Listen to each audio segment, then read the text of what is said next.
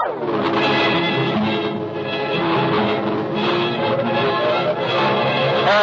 All Cars, the copyrighted program created by Rio Grande.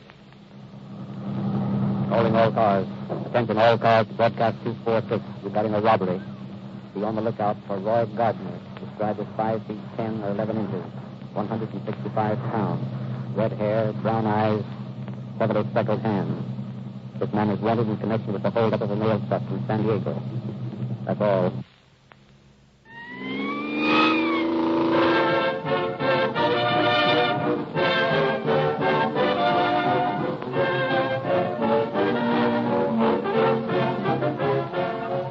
Practical endorsement of Rio Grande Crack by the men who drive their police cars, fire engines, and ambulances is the highest recommendation ever given a gasoline in endorsement. Eagerly sought by many, voluntarily given to one, Rio Grande Crack. For with numerous brands to choose from, a predominant number of your city, county, California, state, and federal government heads gave this better gasoline the call until today. More vitally important emergency automotive equipment is powered by Rio Grande Crack wherever it is sold than any other brand. Equally significant is the continued loyalty of tens of thousands of individual motorists like yourself to this maximum power, quicker on the takeoff, more miles in a tank full gasoline. Rio Grande appreciates your patronage, commends your good judgment, and says to those who have yet to experience real honest-to-goodness police car performance, begin getting yours tomorrow by dropping around at the nearest red and white station and filling up with Rio Grande Crack, the most favored public-saving gasoline in the West.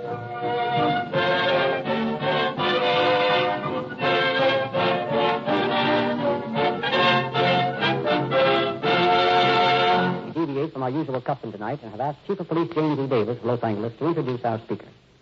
Ordinarily, the cases which are heard on Calling All Cars are taken from the files of police departments or sheriff's offices where the crime has occurred. Tonight, however, our story comes from the memory of a man who spent 17 years behind prison bars, learning most conclusively that crime does not pay. I wish to introduce Mr. Roy Gardner. Thank you, Chief Davis. My purpose in coming here tonight is to bear witness to the statement the Chief just made regarding the unprofitableness of a life of crime. I have, during my career, faced prison sentences totaling 75 years. And in all my escapades, I received less than $1,000. A man who is mentally able to analyze his problems never gets into prison. It's not smart to commit a crime. It's just plain ignorant. Police officers are trained to analyze all the angles of crime, and they are men of superior intelligence. I have served time in San Quentin, Leavenworth, Atlanta, and Alcatraz. And I know what I'm talking about when I say that the most trying time of a man's life is when he is attempting to beat the law. I spent 17 years learning that crime does not pay.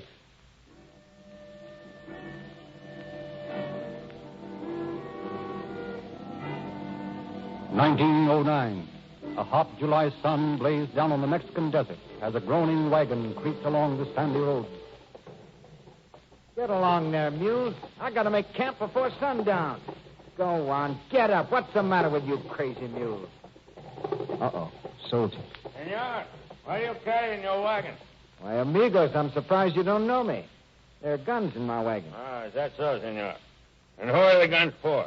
They're for General De La Huerta. Is that so? Americans should know that the government does not need guns. But I tell you that You are telling me nothing, senor. Get down off that wagon. The soldiers will escort you to Hermosillo.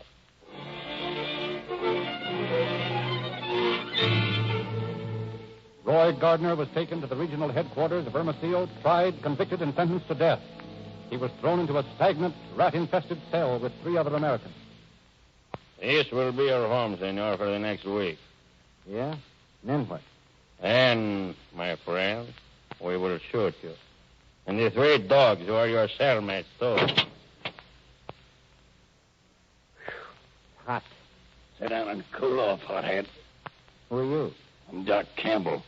That's Jim Bruce in the top bunk asleep. That other fellow's Earl Wright. You can see him when your eyes get a little more accustomed to the gloomy condition of our living room. What are you fellows doing here? We tried to run a few guns. Yeah, me too. But I get out in a week. Is that so? Oh, that's good. It's bad. I get shot. Congratulations. So do we. Well, why don't you get out of this mud pie jail? What's the use? We haven't anywhere to go. Besides, it's hot outside. Hey, what are you fumbling with that door for? Have you taken a look at this door lately? Lots of times. Look, this wood is old and crumbling. Well, we can cut our way out of here in no time. What about the guards? I can handle them. Are you with me? Sure. What about the other two? They'll come all right. But, what are you going to use to cut the wood? My belt buckle.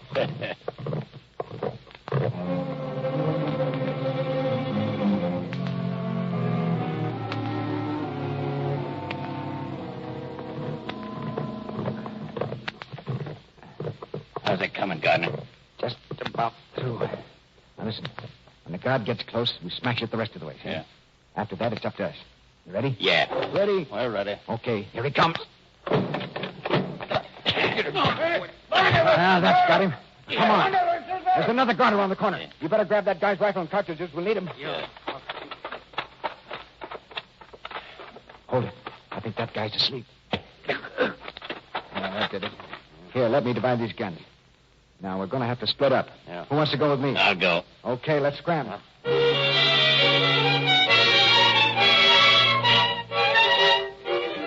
Thus, for the first and last time, Roy Gardner had a partner in his just with death. A full week later, he staggered across the border of Naco, Arizona, delirious, emaciated, crazed with thirst. Our scene shifts now to Christmas Eve in 1910 on crowded Market Street in San Francisco. Let me see some of those diamonds that you got in that tray there, the unmounted ones. It would be a pleasure. About what size stone were you looking for? It doesn't matter. I'll take them all. No, you don't. Put those diamonds down. Stop that man. Stop, please. Stop. In spite of the fact that the property which you stole was recovered in its entirety and you did not profit to any extent from your crime, there was nevertheless an intent to commit a felony. And you did, as a matter of fact, commit this felony. Therefore, I sentence you to San Quentin Penitentiary for a term of not less than 1 nor more than 10 years. It is June 1912 in San Quentin Prison. Murphy! Hey, Murphy! Get your rifle and help Callahan out of that north gate. Wait! Tell the guard from the south tail the block. Turn the water on. Gardner! Get out of here before I shoot you. Come on. Get back to your cell. Oh, no, you don't. Stay where you are, Gardner. We're going to take this precious captain of the guard and string him up. Drop your gun cover. Hey, you can't get away with this, Spike. You guys haven't got a chance. Oh, Joe. You keep out of this, Gardner. We'll slug you. Come on, cover, get started. You crazy chap. They'll shoot you the minute you step out that door. No, they won't. Because you're going to be in front of me. Don't talk, Spike. I tell you to keep out of this, Gardner. Give me All right, you guys, I've got the gun now. Get back, all of you. You're all friends of mine, and I'm not going to stand by and see you commit murder. This kind of stuff won't get you anywhere. Good work, Gardner. I'll take over now. I got the bracelets on Spike. Is he hurt? No, not bad. Just a goose egg on his jaw. How about you? Where'd he shoot you? I'll be all right.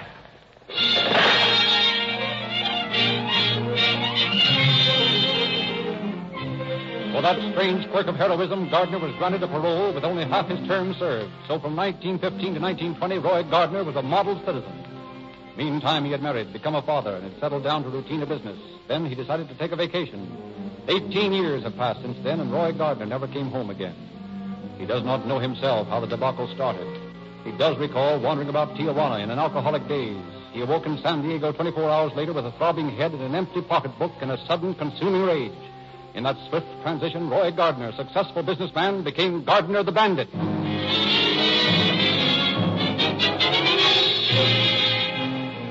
On the afternoon of April 27th, Roy Gardner stood near the registry window of the San Diego post office. He saw a bank clerk deposit 2 heavy packages. He heard the messenger say, Here's $50,000, Joe. It's got to be in Los Angeles tonight. Just before train time, Roy Gardner slipped into a dark alley behind the post office and finally located the truck carrying the registered mail. He waited until it crawled slowly through the alley and made a flying leap for the rear end and hung on as it sped down the dimly lit street. Pull over to the curb, buddy. Now, listen, stranger. Never mind that talk. This isn't a cap pistol in your back. Pull over. Now, which of these sacks holds the registered stuff? I don't know, mister. I don't know what they gave me tonight. Oh, you don't, eh? Buddy, I'll give you just about 2 seconds to tell me. If you don't, I'm going to plug you and throw you off the truck and take the whole works. All right. It's in the 4 sacks you're standing on. Now you're talking, buddy. I'll just rip them open and take what's in them. You get a nice fancy rap for this, fella. Well, don't let it worry you, mister.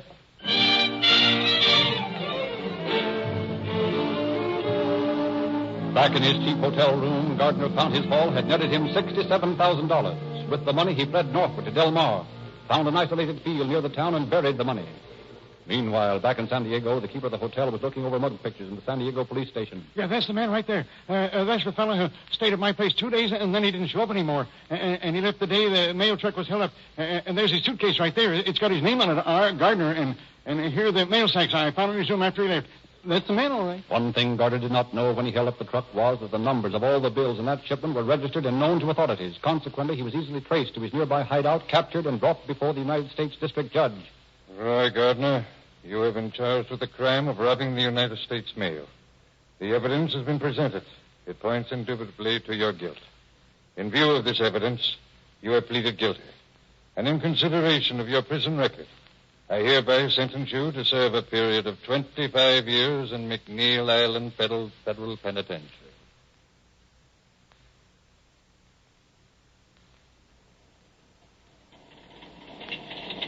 Well, Kavanaugh, how do you like this scenery? I like it all right. How about you, Haig? It's okay. Hey, where are all those deer we were supposed to see up here in Oregon? Oh, they'll come along. You know, I'd think you guys would be a little worried about me getting away. Why should we? You're pretty well handcuffed and tied up, and it's a cinch you're not going to jump off the train that way. Tell me something, Gardner. What's the big idea of pulling tricks like you did? Oh, I don't know. I just decided on the spur of the moment that I was going to take that money. Yeah? Who'd you have helping you? Nobody. What was the idea of burying the gun with the money? Didn't want to run the risk of hurting anybody. I'll bet that truck driver would have been glad to know that. Take my advice, Gardner. Next time you rob the mail, don't steal bank shipments. The serial numbers are always registered. I found that out. Say, look at that big deer out there in the meadow. Deer? Where? Let me Okay, see. gentlemen, it's my turn for a while. Huh? Now, take your keys, Mr. Kavanaugh, and get these bracelets off my wrist. What's this? You better do it. He's got my gun. Make it snappy, Kavanaugh. You're making a big mistake, Roy. Yeah, it was 25 years to do. You got to do it sometime. Well, maybe so, but not now. Now, we'll just put these cuffs on you two, gentlemen. Now, Mr. Kavanaugh, I'll take your gun and your money. I'll need traveling expenses, you know. You'll regret this, Gardner. Oh, I don't think so. Well, looks like we're coming into Portland. I'll be seeing you, gentlemen. So long, Kavanaugh. Give my regards to the warden.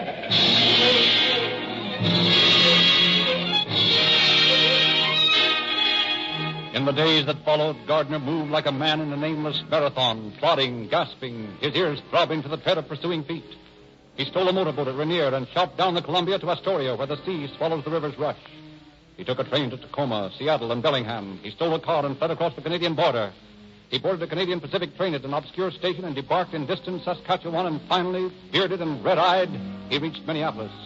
For months, he led a charmed life. Then the haunting memory of his wife and child dulled his wits, and there was born a nostalgia that could not cope with caution. And in spite of the ring of armed men assigned to keep an eye on his wife's residence, Gardner took the 50-to-1 chance and slipped through, and somewhere the two met. Then, with the pack at his heels, Gardner fled.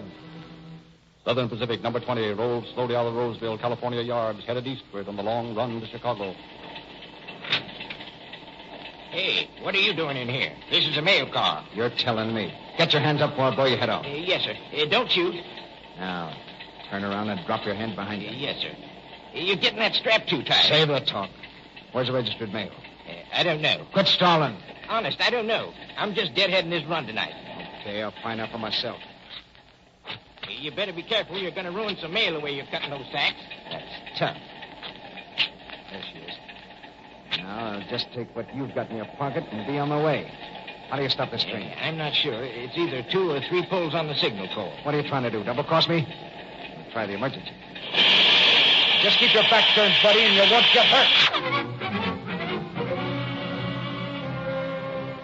But Roy Gardner was not fated to profit from that robbery. Next morning, a quickly formed posse found the stolen mail pouch with its $175,000 intact. Gardner had kicked it off the train and had lost it in the darkness. On the evening of May 23rd, 8 days after the robbery, Chief Special Agent O'Connell and his assistant, George Locke, made a startling discovery. Hey, O'Connell. You see what I see? I don't know. What is it? See that fella going into that gambling joint down there in the middle of the block? Yeah, I've seen that guy before. I'll say you have. That's Roy Gardner. Come on, let's go down there. Are we going to try and take him ourselves? No, there's Austin and McShane just coming out of that restaurant over there. We'll call them over. Hey, McShane. Come over here a minute. Well, between you and me and the gatepost, I'm just a little nervous about taking this guy. No, I don't think he'll blast us. He hasn't shot anybody yet. What's on your mind, O'Connell? We just saw Roy Gardner going into a gambling joint a couple of doors down the street. Locke and I are going to take him. You and Austin want to come along? Sure. Come on over, Austin. You keep on the job outside, and if he starts out, let him have it. And be ready to shoot.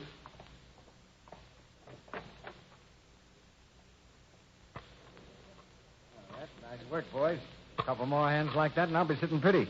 Don't move, Gardner. Hey, what's coming off here? We're raising your ante. We're going to call you. Get on your feet and don't make any false moves. You're going to get hurt.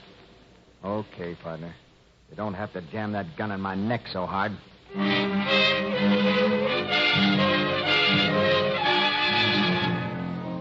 Roy Gardner was placed aboard a train that night and taken to San Francisco, where a week later, before federal Judge Van Fleet, the unpredictable outlaw pleaded guilty and was given another 25-year sentence on McNeil Island. Loaded down with an Oregon boot and fairly clanking with chains, Gardner started his northward journey in the company of Deputy United States Marshals Thomas Mulhall and D.W. Wrinkle. Look, Mulhall, these handcuffs are too tight. So what? I want them tight. Someday I'm going to blast you. That's what all you guys say. Well, you're not fooling with a kid now, Mulhall. I've got 50 years staring me in the face, and if you think I'm going to do it, you're nuts. What are you going to do about it? If I get my wrists out of these handcuffs, I'll show you what I'll do. Yeah, but you're not going to get your wrist out of those handcuffs. Okay, skip it. What time is it? It's 7:30. What do you care? You're not going anywhere. Maybe not. If you've got nerve enough to let me, I'd like to wash my hands and go to bed. Okay, go ahead. But leave the door open.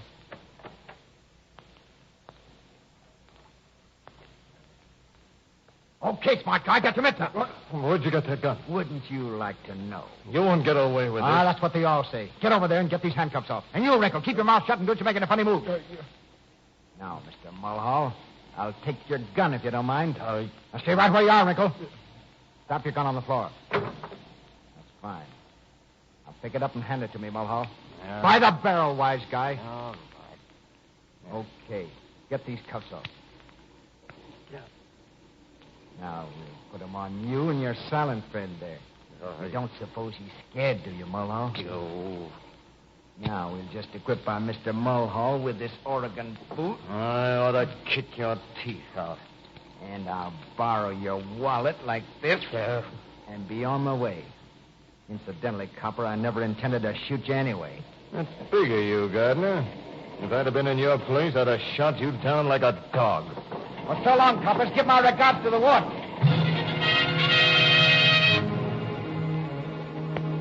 In San Francisco, investigation was immediately launched to learn how Gardner had smuggled the gun aboard the train. It was found that he had been searched 3 times, and to this day, no one knows how he accomplished that sleight-of-hand trick. The news of his escape was flashed over telegraph wires, and the entire Pacific Northwest was turned overnight into a vast hunting ground. Gardner's movements for the next 48 hours were the hysterical antics of an animal in a trap. Finally, taking a gamble through sheer desperation, he swung aboard an outgoing freight train near Castle Rock.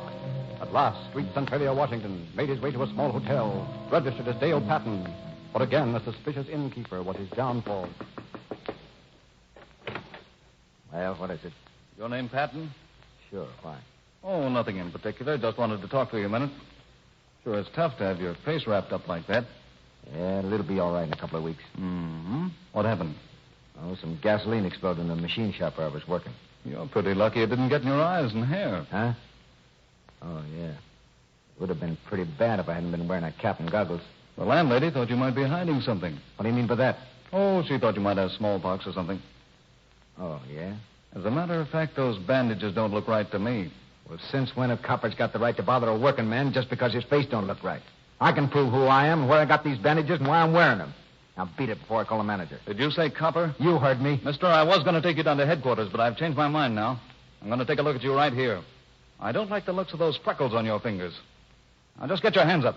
Don't make any funny moves for any guns. What are you going to do? I'm going to take those trick bandages off your face. Like this. Hey, take it easy. And this. And this. That's just what I expected. Let me see your arm. A spread eagle tattoo mark, huh? Come on, Gardner. I'm taking you in. Okay, cop. I'm it.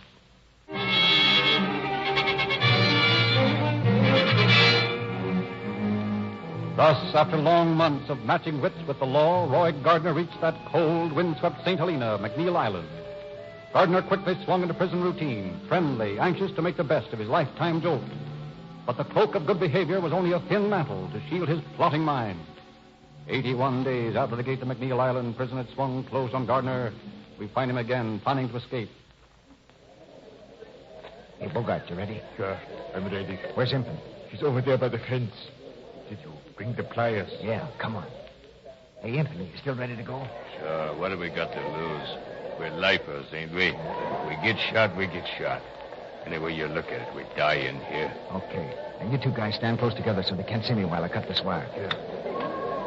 Hurry up, Gardner, hurry up, hurry up. Take it easy, fella. You've been here a long time. You're used to this dump. Make it snappy. Okay, there she is. You ready? Ready. Let's go. Hey, Gardner, where do you think you're going? Hey, come back here, you guys. Break! Break! Break! Break! How you coming, boys? Okay. We won't do much shooting until we get the other guys rounded up. Oh, my God! Keep going, Sarge. They're getting close. You still want to break? Sure, go on. I got you. Yeah, keep going. Okay.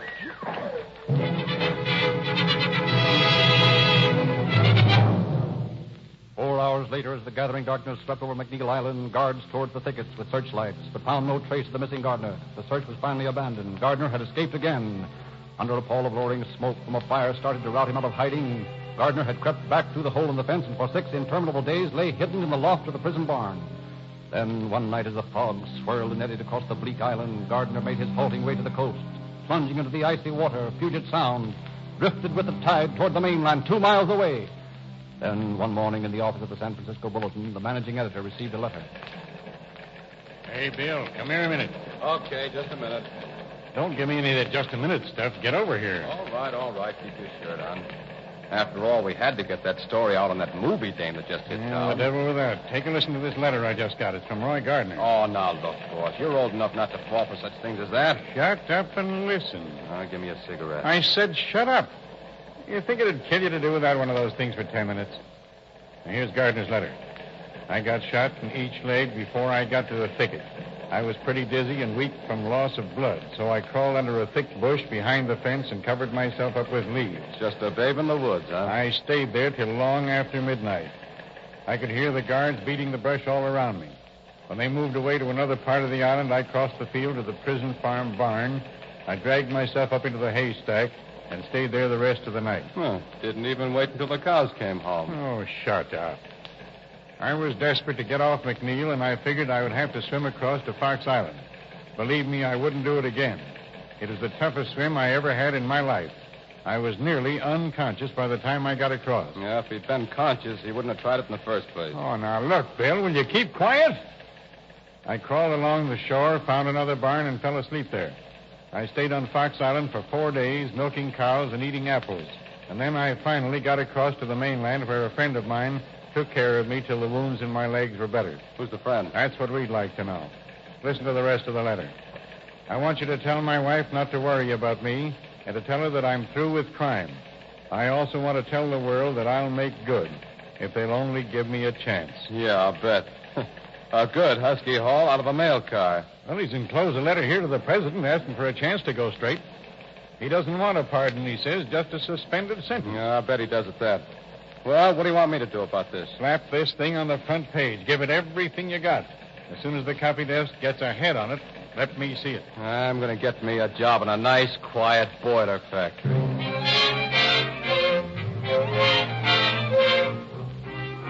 Roy Gardner came out of his hole in November. He turned up in Maricopa, Arizona, a disheveled, haunted figure who had grown a beard and dyed his hair in a frantic effort to disguise himself. Just before train time in the post office at Maricopa, a figure loomed in the doorway. Hey, you can't come in here. This is a post office sorting room. You ain't got any business in here. That's what you think, buddy. Reach for the ceiling and keep your mitts up. What do you want? This is a holdup, mister. I want the registered mail and I want it quick.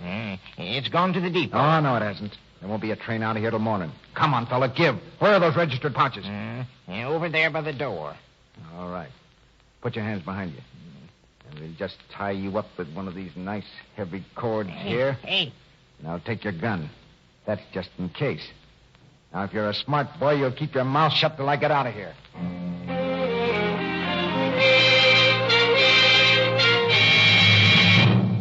Gardner scuttled out of Maricopa before a posse could be organized, crossed the Gila River, and sought a haven, a little hotel in Phoenix. Perhaps the momentary security dulled the sharpness of his wits.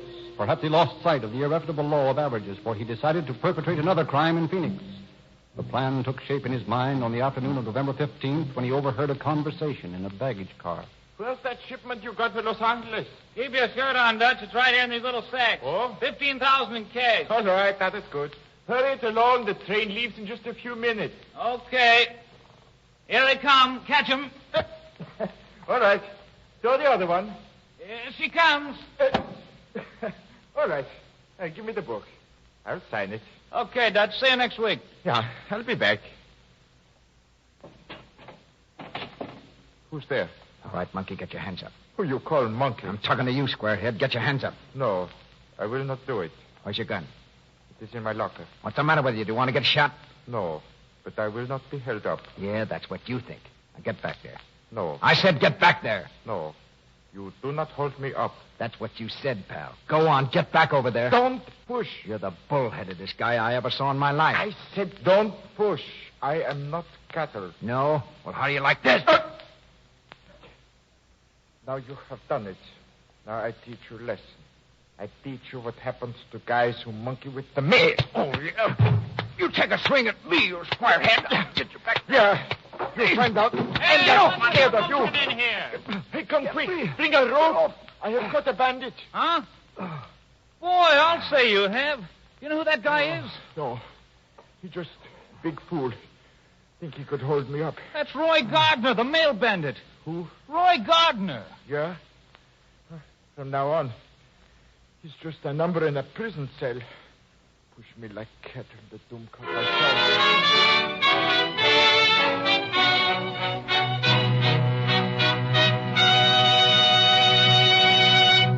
In just a moment, Chief Davis will give us concluding facts regarding our program. But first, just a reminder.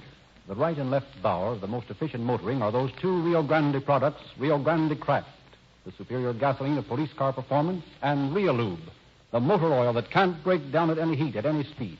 The newest and finest motor oil sold in the West. And now, Chief Davis. In spite of efforts to save him, the evidence against Gardner was so conclusive that he again pleaded guilty and received the third 25-year term. Chained and watched like a mad dog, Gardner was taken to Fort Leavenworth. Late in June of this year, Roy Gardner was released after 17 years in prison, an outstanding example of the losing nature of a life of crime. Thank you, Chief Davis.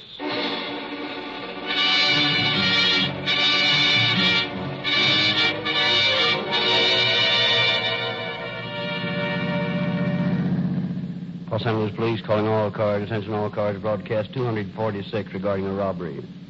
Suspects in this case has served his sentence. That's all. Rosenquist.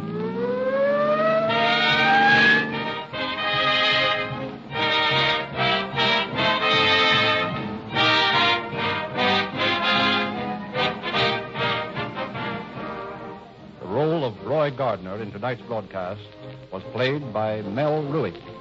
This is your narrator, Frederick Lindsley, bidding you good night for Rio Grande.